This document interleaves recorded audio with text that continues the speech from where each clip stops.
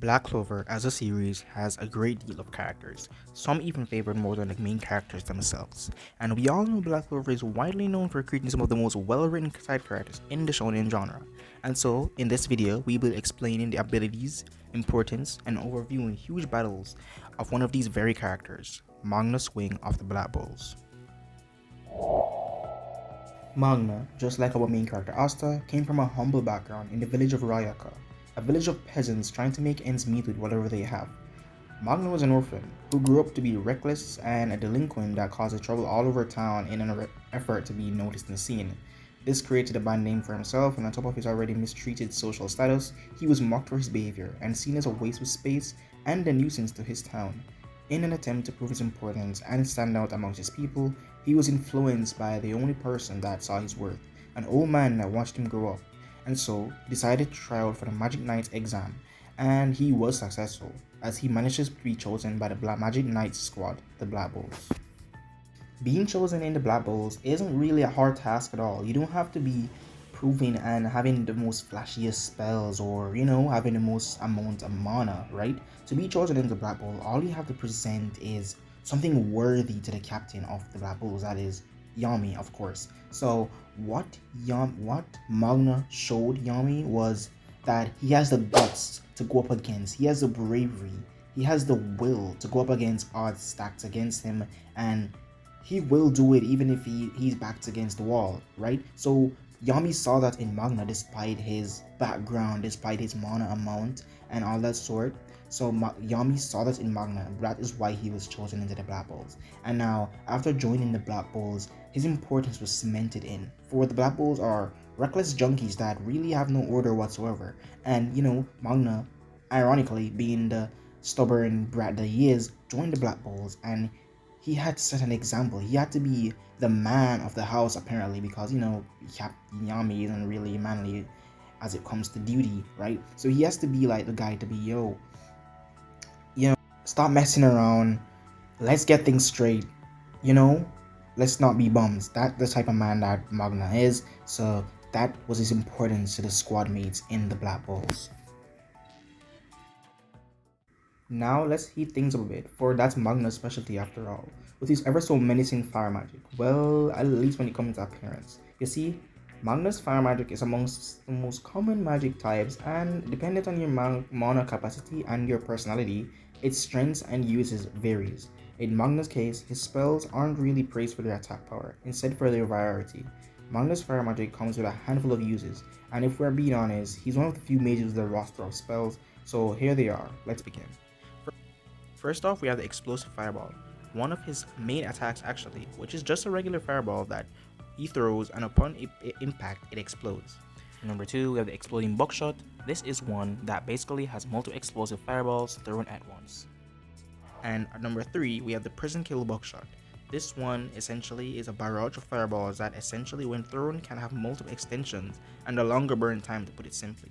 At number 4, we have the extreme killing vanishing fireball. Now the name of this spell is doing a bit too much if you ask me, but it goes to show the type of person Magna is at heart. Basically, this is a fireball attack that when thrown at his opponent, vanishes and reappears at will, and used to go around his opponent's defenses, and this one really goes to show the level of control Magna Swing has over his simple yet diverse fire magic. At number 5, we have the explosive vanishing scattershot. Like the name says, a scattershot that vanishes at will and explodes upon contact. And at number 6, we have the timed explosive scattershot.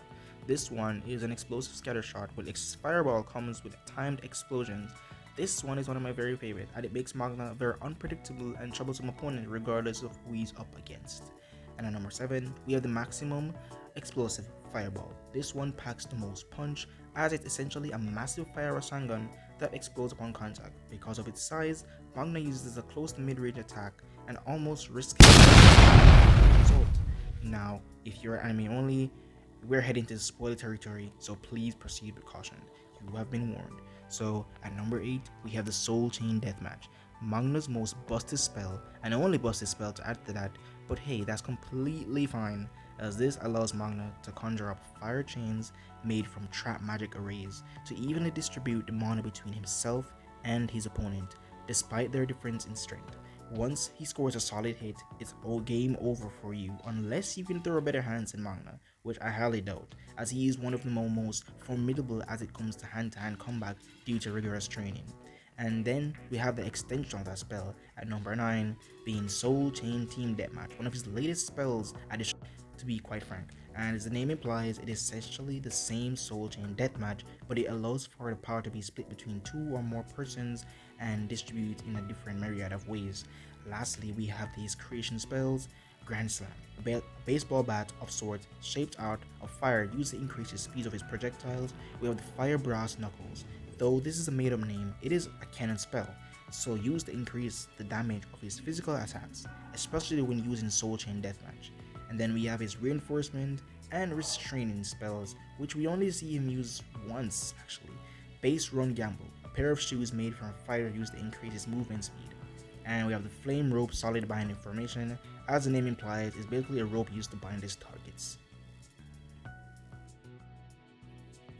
Now that his spells are covered, I hope it's clear to you how unique Magna's spells roster of spells are and how their uses made him into the fighter he is. Now, there are 2 major battles that Magna has fought that greatly acknowledges his character and his role into the story. Let's start with one of the hands down best fights in the Elf Reincarnation arc, Magna and Vanessa versus Elf Luck Lufalu. During this fight is where the Magna stocks rose through the charts. This fight captures so perfectly the strength of Magna's willpower that despite their huge power difference, Magna actually did put up quite a fight.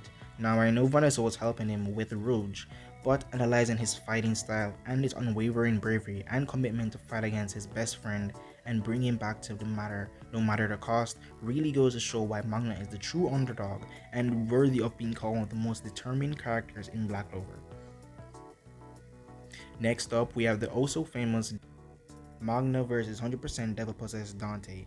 This fight is easily one of the most well written and well displayed fights in Black Clover to date. This fight was set in stone the moment Magna witnessed the capture of his captain in the Heart Kingdom arc when the Dark Triad first appeared. During the battle between Yami and Asta versus Dante, Magna along with Zora stood there hopelessly wanting to aid in this life or death battle, but Zora gave Magna the harsh reality that despite outranking his fellow squad mates, he would only hold them back in this battle, as he is the weakest amongst them, and so he backed down in agony, crying tears of resentment towards his weakness and not being able to help when he's needed them the most. This pain then turned to thirst for more power as he attempts to learn how new ways to increase his strength.